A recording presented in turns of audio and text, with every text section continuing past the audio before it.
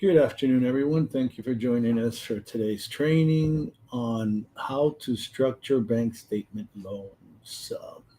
We've already covered this earlier on another training, but this is a very important segment of non QM lending.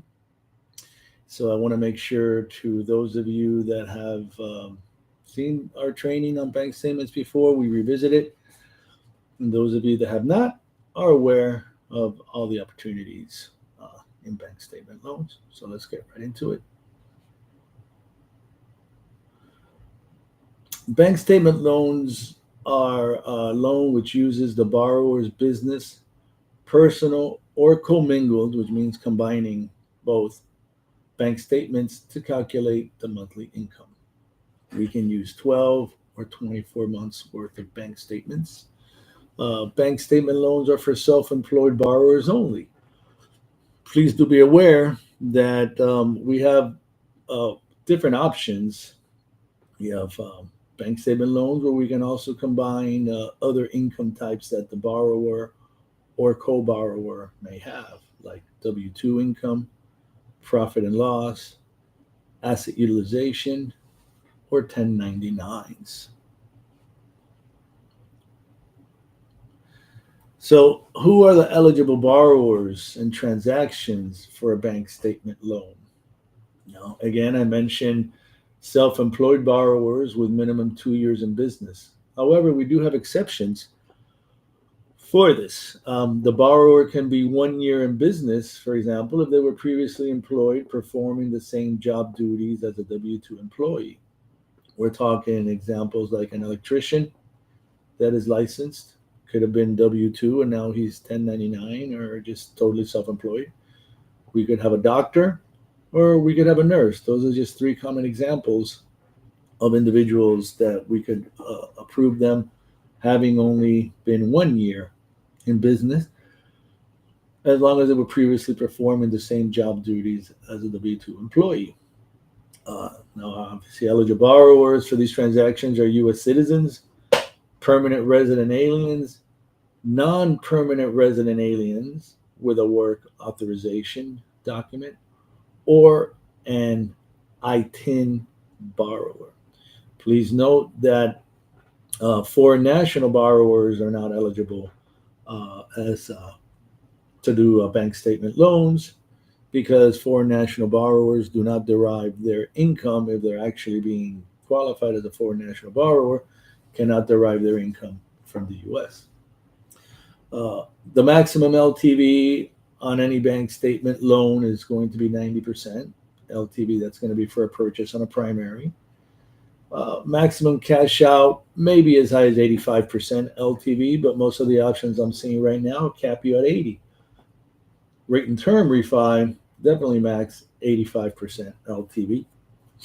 We have delayed financing transactions. That's where a borrower buys a property cash and within the first 6 months wants to do a refinance to recuperate the whatever money they put out on the transaction. That's called delayed financing. And then we also have second mortgage options through our HELOAN option, which is a fixed rate second mortgage that'll go up to a max 85% CLTV when it's a primary uh, owner occupied transaction for a HELOAN. So, what about program options, right? Be aware that all non QM programs have guideline variations that are specific to that option, right? So you cannot generalize and say, for a bank statement loan, can you do such and such thing? Because it's really going to depend on what the guidelines state. So most, you can use, like I mentioned, business bank statements or personal bank statements or commingled. If you're using business bank statements, you're going to start with at least a 50% expense factor. Now, again, do be aware, like you see there on the photo, fixed expense ratio. That's actually from the guidelines from one of our conduits, where if, for example, you have a business that it's a service related business, with no employees other than yourself, the expense factor for that transaction would only be 20%. So you would be able to capture 80% of the deposits. If that same business had 1 to 5 employees, the expense factor increases to 40%, which means you would be able to capture 60% of the deposits. So the expense factor can be modified with a CPA letter. So if, for example, you do have those 1 to 5 employees, but the accountant can document in the letter that your expense factor is actually 30 or 25%, then we can use a higher percentage of the deposits. That's to increase the profit with a CPA letter. And like I mentioned, some program options have the expense factor table, like what I just showed you. And that's what you have to consider when you're structuring the deal. That's why it's so important to ask the customer to complete the business narrative, which is the document that they answer that states the structure of their business, how many employees, do they have a location, do they pay rent, all that kind of stuff. That's going to help determine their overhead. Now, when you use personal bank statements, we are allowed to use 100% of the business related deposits, but keep in mind that the only way to use 100% of the business related deposits when using personal bank statements is when we also have business bank statements. According to the guidelines, they're going to need anywhere from 2 to 3 months worth of business bank statements to document the expenses that are covered by the business. If the borrower provides personal bank statements and does not have any business bank statements, then you will need to apply whatever is the correct expense factor for that business to the bank statement deposits. Normally, we don't include an expense factor when using personal bank statements, but if the borrower does not have business bank statements, then that will be the case. You have to apply the expense factor because there's no business bank statements when using personal bank statements. Now, you can combine business and personal, that's called commingled, for like different months. However, please note that if you are using commingled bank statements, for 1 month you use the business bank statements, another month you use the personal bank statement for whatever reason, depending on how the deposits were received, then you're going to have to apply the same expense factor that you would to the business bank statements to the personal bank statements. So going up to our table there, if you have a product related business with 0 employees and we're submitting to the investor where I obtained this table, your expense factor would be 40% and you would be able to use 60% of the deposit. So very important that we all understand when an expense factor is to be applied, especially when using personal bank statements. So what are some of the potential issues that we could have in a bank statement loan, and what could be some of the solutions, right? Well, most of the solution to most of these issues is, I'll just tell you ahead of time, is going to be a profit and loss loan. However, most profit and loss loans do require 2 to 3 months bank statements to be produced to document the income. Now, how much of the income you got to document depends on the guidelines, right? One of our guidelines state you got to document at least 75% of the income stated on the P&L with a current bank statement. So what are some of the issues that we have for bank statement loans? Well, some of the issues we could have is that the borrower cannot document the needed business history, right? They self-file, so they don't have an accountant readily available to provide the third-party verification letter. Maybe they're in a business where they do not have a separate business license. Maybe they're a sole proprietor, so no corporate docs or articles of incorporation or articles of formation are available. So, I mean, those would definitely be some issues. Now, if you cannot document the needed business history for a bank statement loan, you're probably not going to be able to document the needed business history for a P&L loan. So that is first and foremost when trying to document that your borrower is self-employed. Be on the lookout for the potential obstacles there, so you can see what you would need to do to be able to provide documentation that the borrower is actually self-employed. Another potential issue with bank statement loans is declining deposit trends, right? You're seeing the monthly deposit. That's why we don't like to go more than 12 months back on a bank statement loan, because you expose the borrower to additional fluctuations in the deposit trends where we could end up with declining deposit trends. Then we have large deposits that cannot be documented. That's the perfect one to go P&L on. That's one of our, favorite reasons to go P&L on a bank statement loan is when the deposit trend, you have large deposits that cannot be documented. We had a deal that went P&L because of that. The customer only had like 5 deposits in the whole year. Each deposit was like for over $250,000 to $300,000. When we asked the borrower, could he document those deposits, where they came from,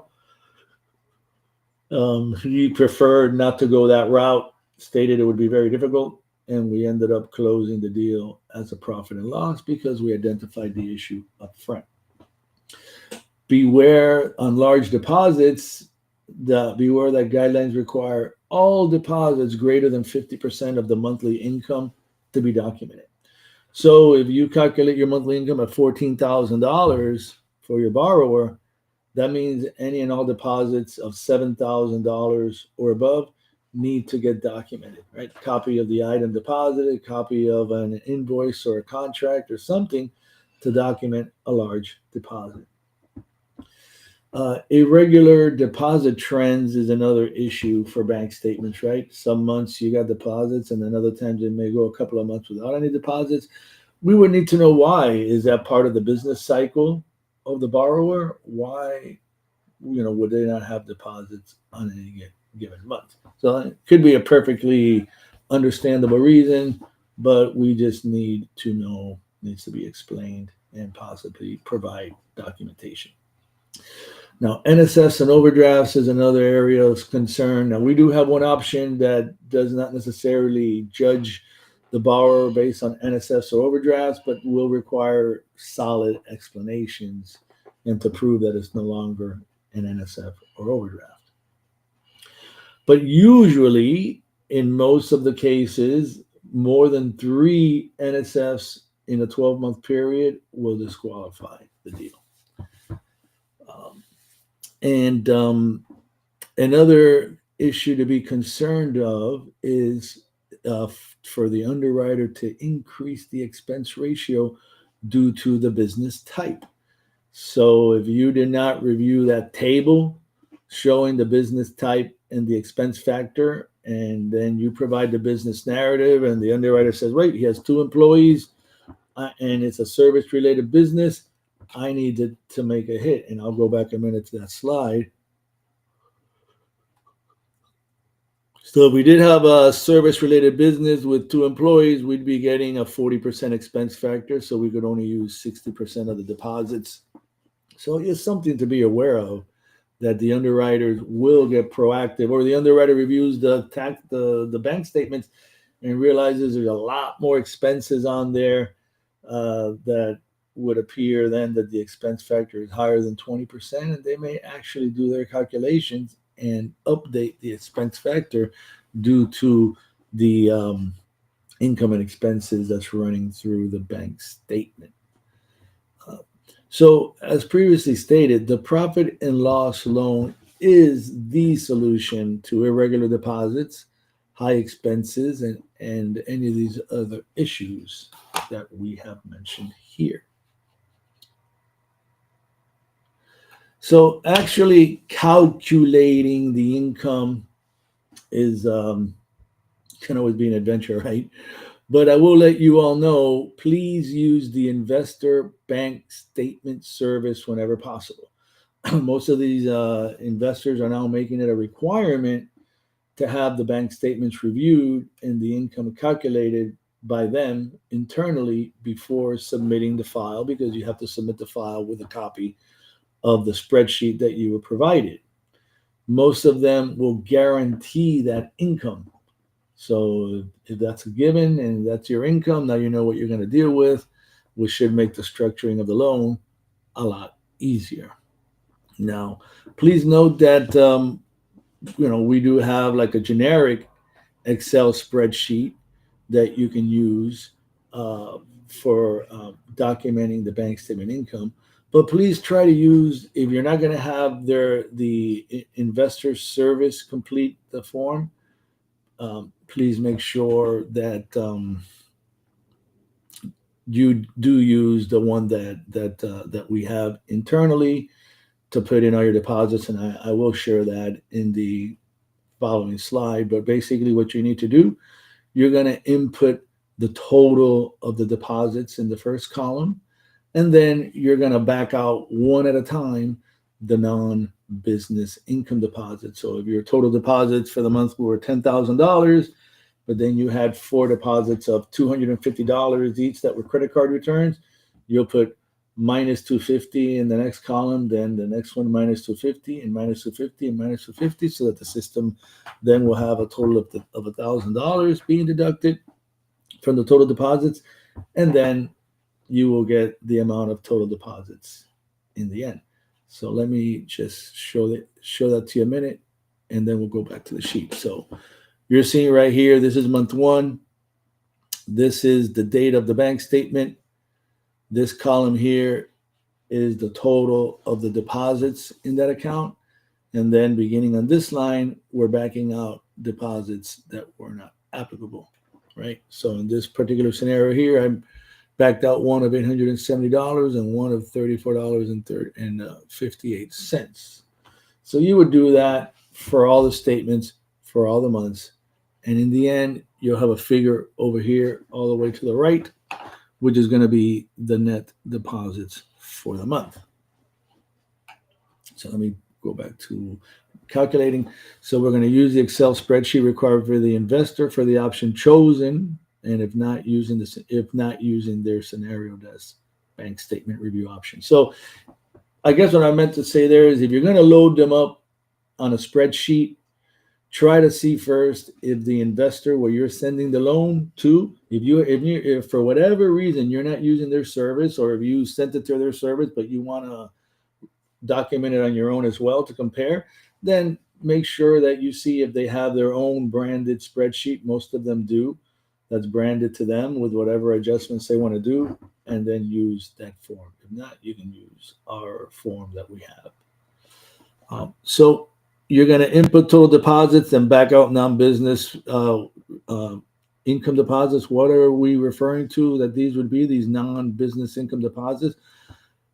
Basically, we're talking about things like transfers from other accounts of theirs that are not business income, like they just decided to transfer money into the account to cover some expenses.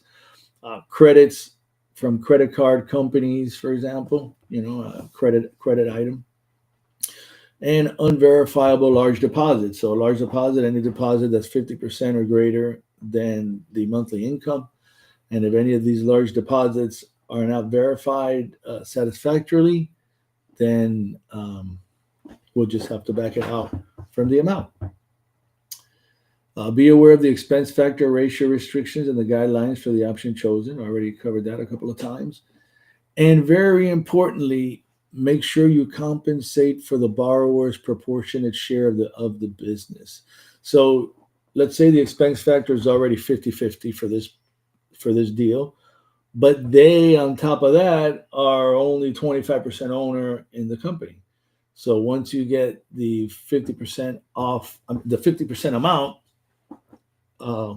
which is the amount you're going to use, right? You're giving them 50% of the deposits as income, and then they are 25% owner of the business. You're going to get that gross amount that you got, which is 50% of the gross deposits, of the acceptable deposits after any items backed up, and then you're going to multiply it times 25%,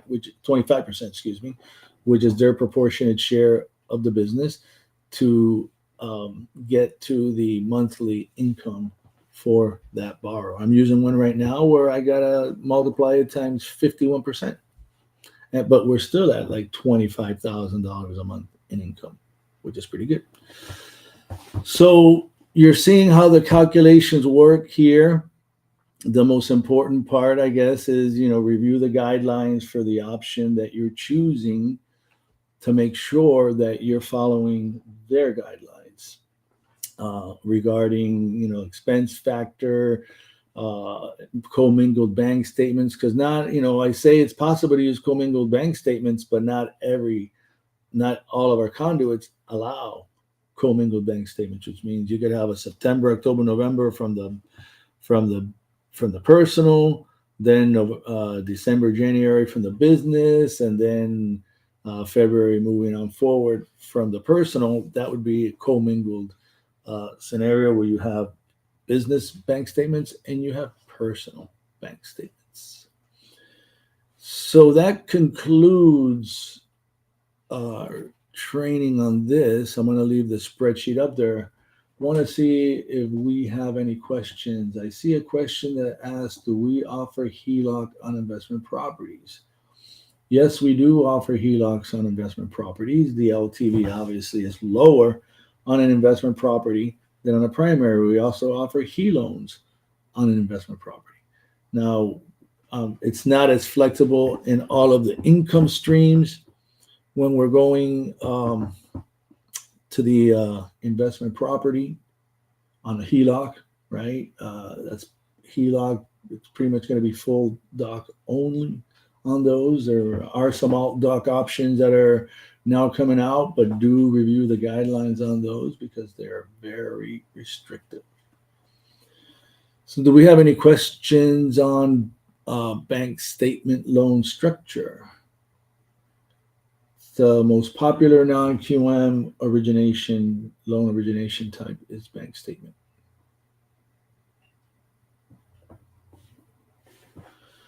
I'll give it another minute, see if we get any additional questions. Looks like we are good then with the questions on structuring your bank statement loan. Thank you for attending, and I will see all of you tomorrow.